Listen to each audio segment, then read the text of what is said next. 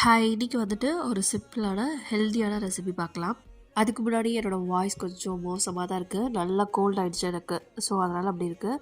இது வந்து உளுந்த கஞ்சி இல்லன்னா உளுந்த பாயாசம் எப்படி வேணா சொல்லலாம். ஸோ, ஃபர்ஸ்ட் வந்து ஒரு டம்ளர் உளுந்து எடுத்து நல்லா கோல்டன் ப்ரவுன் கலர்ல வறுத்துக்கோங்க. அண்ட் அது கூடவே வந்துட்டு ஒரு ஏலக்காய் போட்டு நல்லா ஆற வச்சுட்டு, அதுக்கப்புறமா வந்துட்டு ஃபைன் பவுடரா அரைச்சு எடுத்துக்கோங்க. இப்போ வந்துட்டு பாயாசம் எப்படி பண்ணுறதுன்னு பார்க்கலாம். அதுக்கு வந்துட்டு நான் வந்துட்டு இன்னைக்கு ஒரு 3 டேபிள் ஸ்பூன் அளவுக்கு பவுடர் போட்டிருந்தேன். அதுக்கு ஈக்குவலாக வந்து 3 டம்ளர் அளவுக்கு தண்ணி வந்து வச்சுருக்கேன். அதை வந்து நல்லா ஃபஸ்ட்டே வந்து கட்டி இல்லாமல் கலந்துட்டு அதுக்கப்புறமா வந்து ஸ்டவ்வில் வச்சு கலரிக்கிட்டே இருக்கணும்.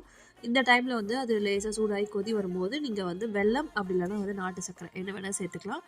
நான் வந்துட்டு இன்றைக்கி பனை வெல்லம் தான் வந்து தூள் பண்ணி சேர்த்துருக்கேன். 2 மினிட்ஸில் வந்து கன்சிஸ்டன்சி நல்லா திக்காகும். இந்த ஸ்டேஜில் வந்து நெய்யில் முந்திரி பருப்பு இதெல்லாம் வறுத்து நீங்கள் போடுறதுனால போட்டுக்கலாம். எங்களுக்கு பிடிக்காதுன்னா நான் நெய் மட்டும் சேர்த்துட்டு கலந்து விட்டு அப்படியே வந்து சர்வ் பண்ணிட்டேன். செம்ம டேஸ்டியாக இருக்கும், ரொம்ப ஹெல்த்தியாக இருக்கும். ட்ரை பண்ணி பாருங்கள்.